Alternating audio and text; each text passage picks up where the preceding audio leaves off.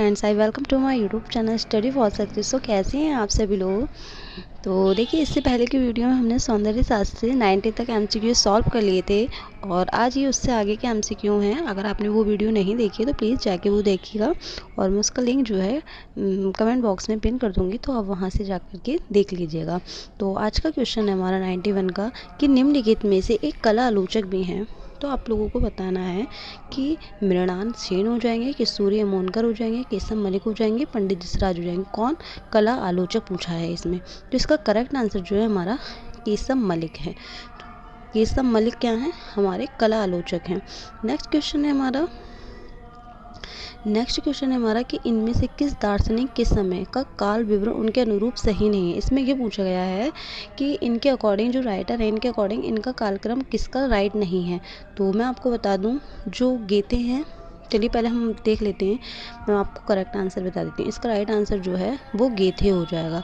और एक ये W.B. हमवॉल्ट, इनका कालक्रम अनुसार बिल्कुल राइट है ये, और फिक्टे का भी राइट है और इनका F. सिलर का भी राइट है। पर राइट किसका नहीं है, गेथे का। तो इसका यही आंसर राइट हो जाएगा। नेक्स्ट क्वेश्चन देखते हैं। अगर आप चैनल पर नए हैं तो प्लीज़ चैनल को सब्सक्राइब कीजिए और वीडियो पसंद आए तो प्लीज़ लाइक कीजिए और अपने फ्रेंड्स के साथ शेयर भी कीजिए।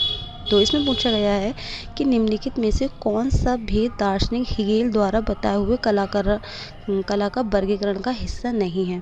तो अमूर्त हो जाएगा, शास्त्रीय हो जाएगा, प्रतीकवादी हो जाएगा, स्वच्छंदतावाद हो जाएगा।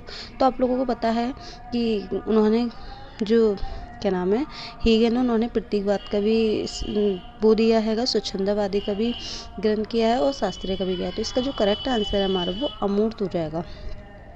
हेगेल ने अमूर्त का कोई वर्गीकरण नहीं किया है, जबकि इन तीनों का वर्गीकरण किया है। ठीक है,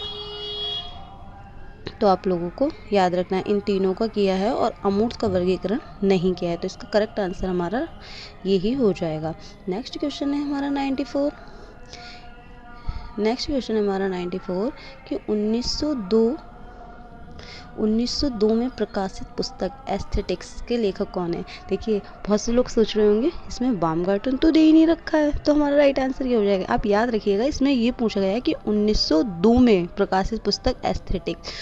तो इसका राइट आंसर जो है हमारा वो वेनादेत्ते क्रोचे हो जाएगा। ठीक है, घ आंसर हमारा राइट हो जाएगा। 95 देखते हैं कि अनुकरण के लिए प्लेटो के रिपब्लिक में प्रयुक्त मूल शब्द क्या है।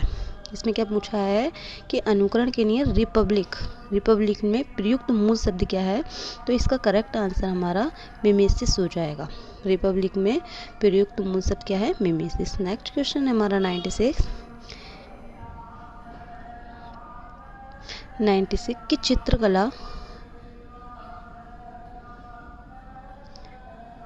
की चित्रकला के जन्म के संबंध में से किस ग्रंथ में उल्लेख है।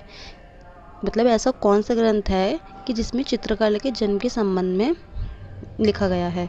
तो महाभारत हो जाएगा, रामायण हो जाएगा, श्रृंगवेद हो जाएगा, चित्रलक्षण हो जाएगा। तो इसका करेक्ट आंसर जो है हमारा चित्रलक्षण हो जाएगा। चित्रकला के जन्म का संबंध चित्रलक्षण में मिलता है। 97 है हमारा कि सड़ंग भेद का विवेचन किस ग्रंथ में मिलता है। सड़ंग भेद दिया किसने है, यशोधर पंडित ने। और इसका ग्रंथ किस में मिलता है, विनय पिटक हो जाएगा, अष्टाध्यायी हो जाएगा, कामसूत्र हो जाएगा, जयमंगला हो जाएगा। तो क्या हो जाएगा, जयमंगला।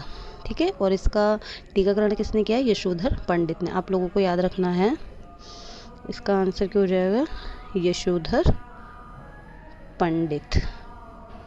ठीक है, चलिए नेक्स्ट क्वेश्चन देखते हैं हम।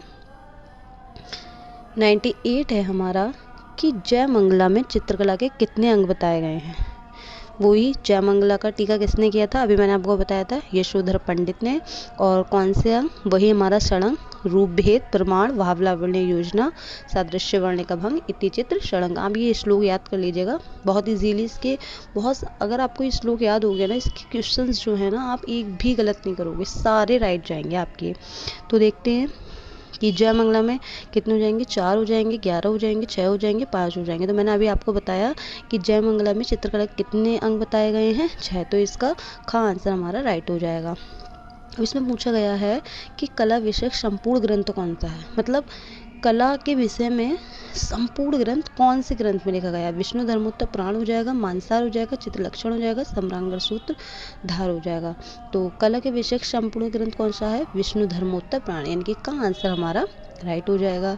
नेक्स्ट क्वेश्चन देखते हैं हम कि विद अविद रस व धूलि चित्र का उल्लेख किस ग्रंथ में है?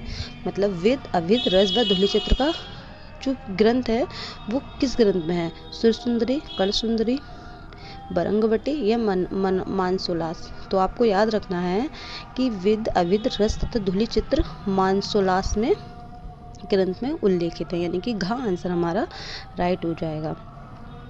अब 101 है, चित्रकला से संबंधित उस ग्रंथ का नाम बताइए।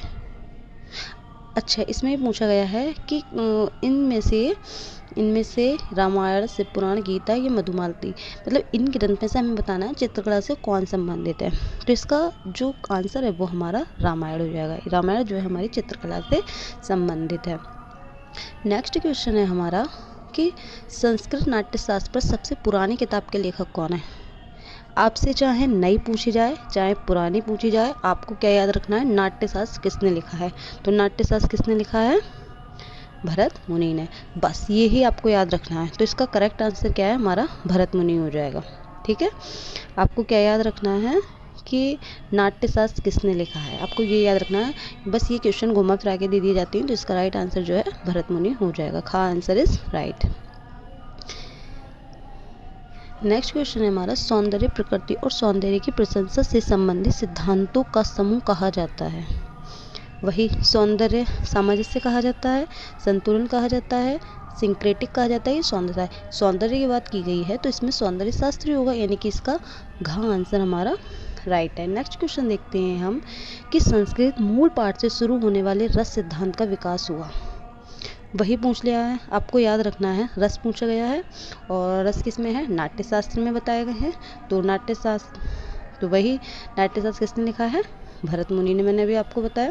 जिसका करेक्ट आंसर हमारा क्या हो जाएगा? नाट्यशास्त्र। ठीक है, चलिए नेक्स्ट क्वेश्चन देखते हैं हम कि रस सिद्धांत को विकसित करने का श्रेय संत विद्वान को दिया जाता है, यानी कि किस विद्वान को दिया जाता है जो पहली शताब्दी ईसा पूर्व और तीसरी शताब्दी के बीच अस्तित्व में आया? तो रस सिद्धांत मैंने आपको अभी बताया कि इसका राइट आंसर जो है हमारा क्या हो जाएगा? भरत मुनि। और एक चीज़ आप और याद रखिए कि अगर पूछ लिया जाए कि नाट्यशास्त्र कब लिखित हुआ है, कब लिखा गया है, तो आपको याद रखना है पहली शताब्दी ईसा पूर्व और तीसरी शताब्दी ईसा के बीच। ठीक है, ये ठीक है। आप लोगों को बहुत इजी लग रहे होंगे ये क्वेश्चन, बट इसमें टीजीटी में कम से कम मैं बता रही हूँ आपको 10 तो आते ही हैं, 10 यानी कि 10 तो एमसीक्यू इससे आते ही आते हैं। नेक्स्ट क्वेश्चन है हमारा वास्तु यानी कि स्थान, नेता यानी कि नायक, रस यानी कि भावनाएं फीलिंग्स के आवश्यक घटक है? रूपक, अभिनय, चित्रकारी, सामवेद। तो इसका राइट आंसर क्या हो जाएगा? अभिनय। ठीक है, चलिए अब हम रस देखते हैं। कुछ मैं आपके लिए रस लेकर आई हूँ कि